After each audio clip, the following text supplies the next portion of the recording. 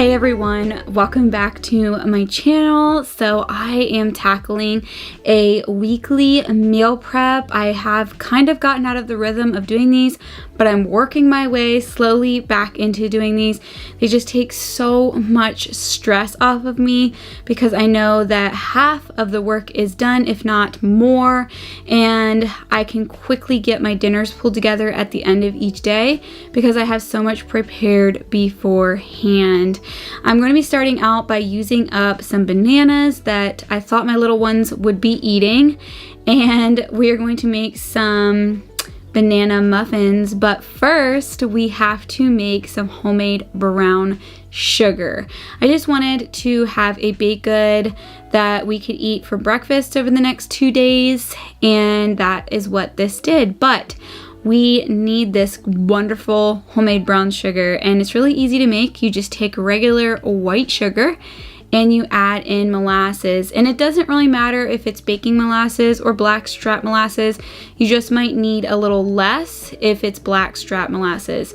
And I like to put the whisk attachment on my mixer, but to be honest, to get it completely finished and mixed in, I usually have to use my hands and really just kind of smear, that's probably the best word I have, smear that molasses into the sugar until it's to the color that I like. Some people like their brown sugar darker and some people like it a little lighter. I think I find somewhere in between, and once I have it all mixed up, I just fill up my canister with my brown sugar.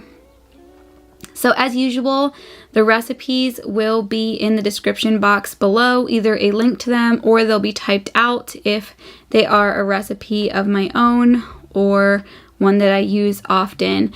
So I am taking some of the bananas and I'm smashing them up to go into this recipe. This one is super quick and simple, and my daughters actually asked if I would make this again soon, so I may end up next week making the same thing just as a nice breakfast option. And I personally love banana as well, so it's just a really easy one to mix up. And not that long ago, I heard another mom talking about the fact that dinner time seems to be a busy time, and it also seems to be a transition point in the day when you're going from your busy schedule of the day to a more slow, relaxing evening. And for some reason, it seems like it's the point of the day when our families need us the most. I know, at least for our family, usually my children really are wanting my attention, and my husband wants to talk about our day and what we did, and it just seems to be a kind of crazy time of day, dinner time. So I think taking extra stress out of that time by prepping and really making it very minimal time spent on cooking at that point in the day is really helpful just for the flow of our family, to make sure that everybody's getting the attention that they need, and to take my stress levels and lower them. So that is why I've recommitted myself to doing my best to meal prep every week. So you all are going to see a whole lot more weekly meal preps. I know that you really, really enjoy those, and I like the finished results of getting my meals prepped as well. So here I am just mixing this up by hand. I think that mixing little batters like this by hand sometimes are sort of relaxing. I know that might sound kind of funny, but I just like to do that. And then I have these actual muffin sized tins. I'll leave them linked below, along with these muffin papers. And they work great because they open up into kind of like a little plate, and we don't even have to get plates out to eat these muffins, and breakfast is served with a glass of milk and we're on our way.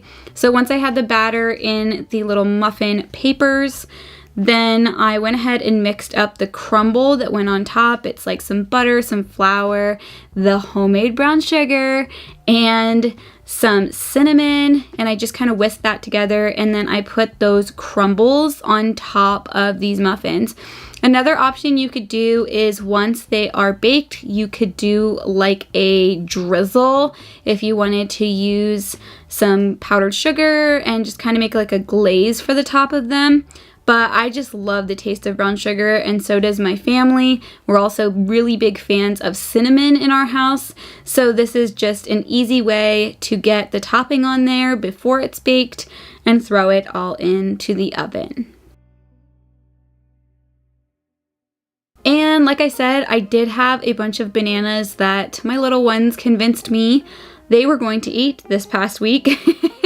And we did not eat them. So I went ahead and just peeled them. I put them whole into some freezer bags and threw them in the freezer. You could smash them up first. I just like to be able to see if it's an entire banana. Like if my recipe calls for 2 or 3 bananas, then I can go ahead and use them and know how much is there. So I like to freeze them that way. So we're gonna go ahead and start prepping Monday's meal. And it is going to be mashed potatoes and meatballs. This is something that we eat, I would say, every other week and sometimes every week. It's just a favorite meal of our families. My husband loves it, loves my barbecue meatballs. And I was thinking about it this week, how this meal, even though we do make it often, it still does take a lot of prep time, and I could cut the prep time down a whole lot during my meal prep day. So I'm starting out by peeling some potatoes that one of my sweet neighbors gave me. She had a bunch of potatoes that she was pulling out of her garden because they were starting to turn green, and she wanted to know if I wanted some. And of course I told her yes, we would not turn down fresh potatoes. So I went ahead and peeled them and put them into my Dutch oven. Here I'm pulling those muffins out of the oven, and my children could not resist. The smell was just too intoxicating. So they asked if they could please have some, because they were just finishing up their schoolwork. We homeschool, and so having snacks around like this are really great. So even if they don't get used for a breakfast, even if they get used for an after school snack, I am so okay with that. It's a homemade goodie that I know what all went into it.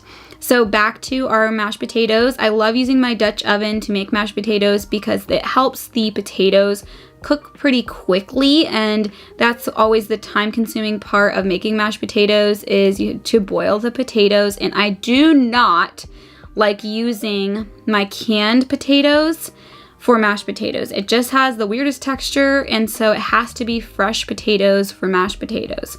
So this is how I make our meatballs, like I said, very often. You could use cracker crumbs. I've done that before, or breadcrumbs, but just to eliminate another starch or flour in something, I usually use almond flour, and that's what I shook in there. I do not have a measurement for it. I just kind of shake it in and do about as much as I think I should.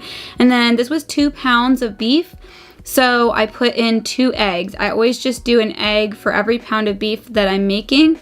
And then this week I used the Back Porch burger seasoning. If I can remember, I'll leave it linked below. But I don't always use the same seasoning. So those are just my 3 things. I find a seasoning blend, I use almond flour, and I put egg in it, and then I make it into meatballs. Now, I'm actually putting this into the refrigerator in this pan, but I'm not going to be baking it in the pan. I'm actually going to be frying them up in my cast iron skillet, and they're just ready to go for me. All I have to do is turn on my skillet, pull those out of the refrigerator, and stick them in and start frying them up. And the work is half done for me, which is amazing. So my mashed potatoes, I like using an old-fashioned potato masher. I know there's lots of other ways you could do this, but this is just the way that we enjoy the texture the most.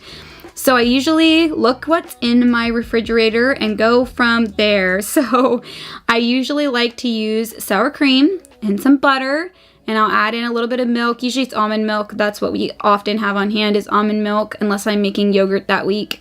And if I'm out of sour cream, I've also used cream cheese. And then we love this buttery steakhouse seasoning. I feel like it has to be in our mashed potatoes. It's just the flavor that we have learned to love in our potatoes. And once that is all mixed together, I'm ready to put it into a dish that I can then reheat whenever we're ready to eat it. And I don't have to go to all the trouble right at 5, 6, maybe if we're doing a late supper, 7 o'clock, when everybody needs mom to make mashed potatoes, I can just heat it up and we're good to go. So Tuesday is taco night for this week. And we've been really into frying our own corn tortillas, or store-bought corn tortillas, but frying them in the cast iron and building our tacos on those. They're just so delicious. And I realized that I didn't have any taco packet seasonings. Now, full disclaimer, I do not like taco packet seasoning. However, my husband loves it. So I decided to go ahead and make a dupe for the taco packet seasoning that we like and make my own seasoning mixture. I will leave the link that I found on Pinterest to this mixture, and I have good report to say that we do enjoy this seasoning. Now, I did add in, you'll see here when I fry up the meat, I add in a little bit of xanthan gum, or you could add in a little bit of cornstarch. That is what makes the taco packets so popular. People like that it kind of thickens their meat just a little bit, and usually that's because there's some sort of an additive that thickens the meat.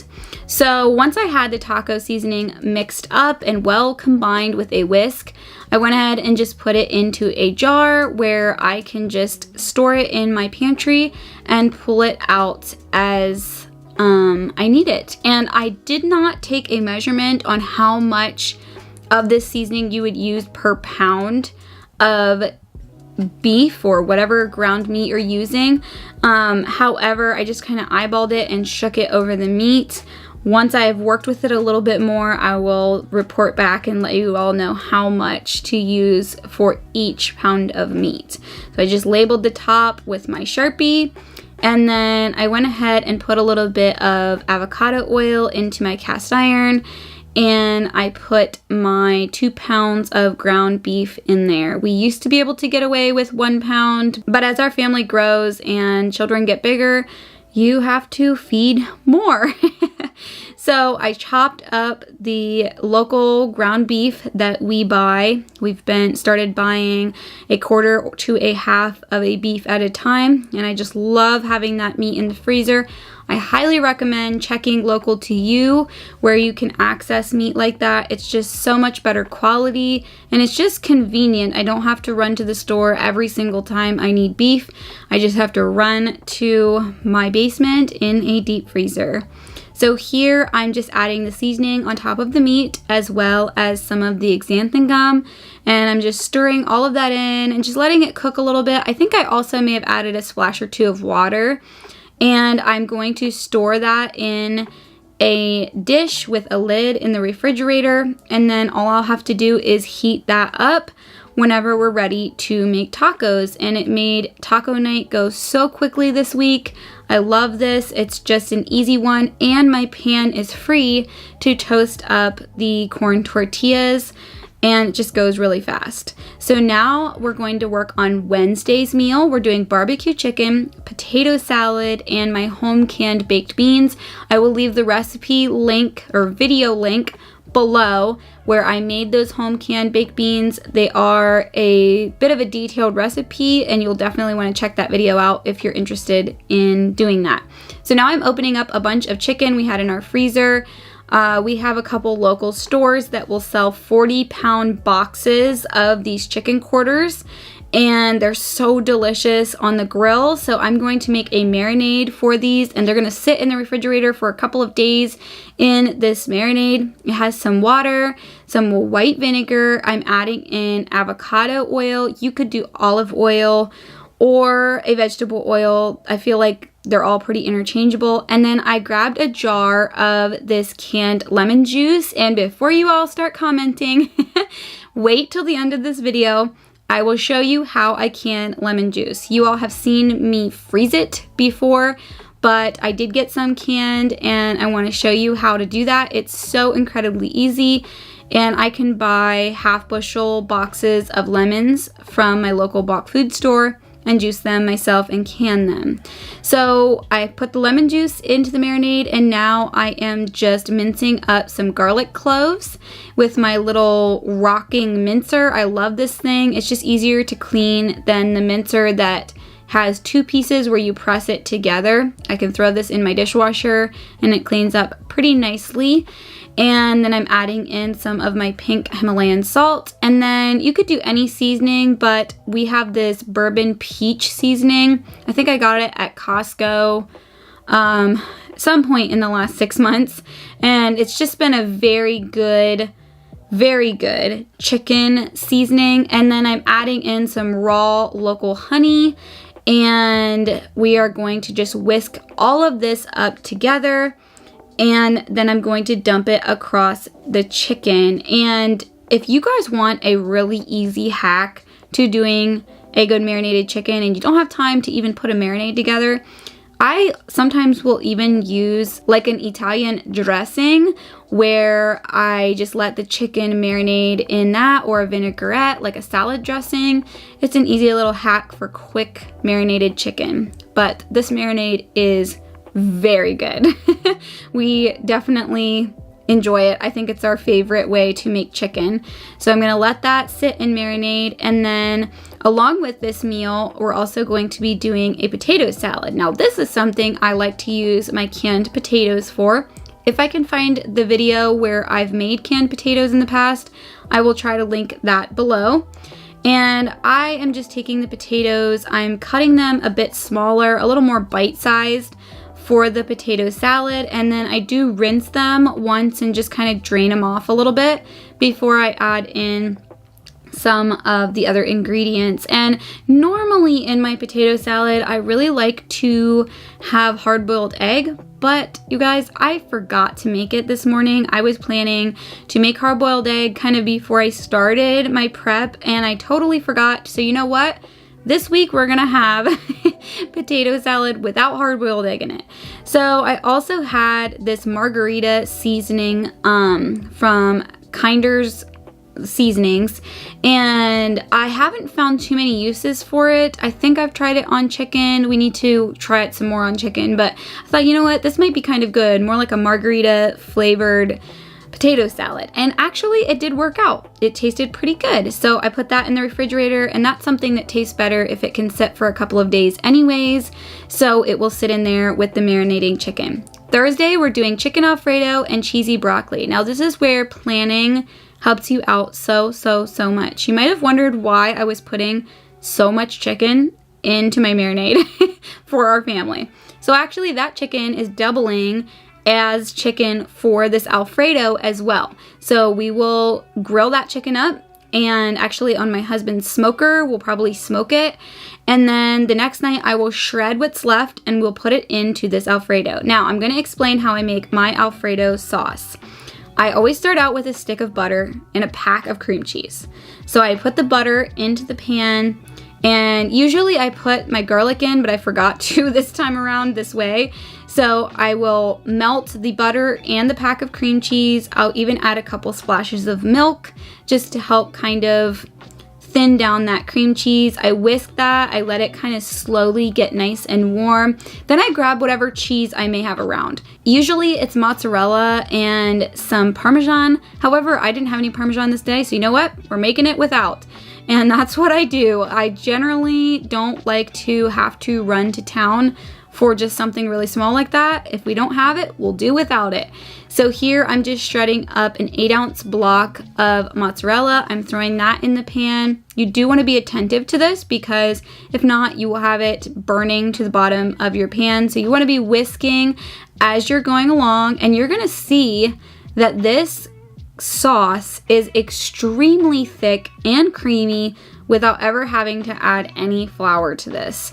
And that's something that I really enjoy about making Alfredo this way, is that there is no added flour and no added fillers. You just have the pure, creamy, cheesiness without any added filler. I added some salt and pepper, and of course my garlic, which I don't think I showed in these clips, but I did add about 2 cloves of minced garlic in. You can kind of play with the seasonings on this and make it your own, but again, it's just a stick of butter, a pack of cream cheese, and some shredded cheese and some milk, and just start whisking. So because we will be eating this later on in the week, I went ahead and put this in a jar, put it in the refrigerator, and it's already made for me. There is my homemade Alfredo. So now we're gonna go to Friday, and you guys are seeing a little bit of our old farmhouse cellar here.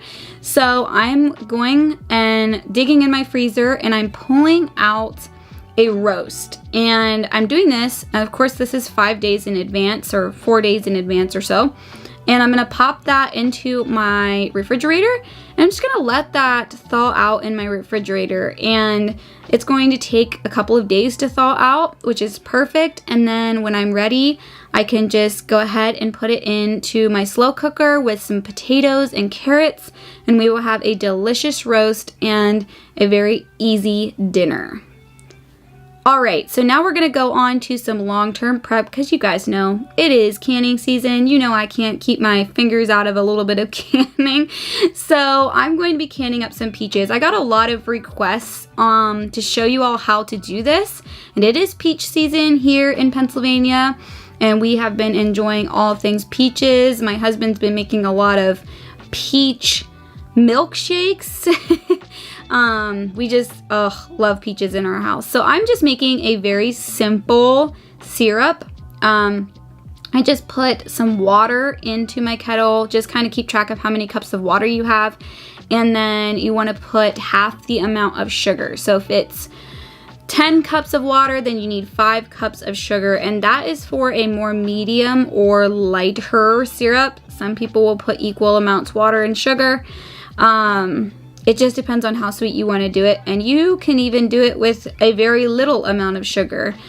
Just keep in mind that the sugar does help to maintain the flavor, and you may end up with some very pale, flavorless peaches if you don't add much sugar. So just keep that in mind. They will lose their color, and they will lose a lot of flavor if you don't add in at least some sugar. And of course the jar is packed, so it's not like the whole entire jar is all the syrup. And you could even go as far as to rinse them when you take them out of the jar, and that is really going to cut down on the amount of sugar that is actually in your peach that you're eating once it's canned. So these were extremely ripe peaches. If you guys want to check out how to skin these really fast, my sister-in-law Sarah just put a peach jam recipe on her channel. I will link it below. But she also shows you all how to blanch these, and the skins will slip right off.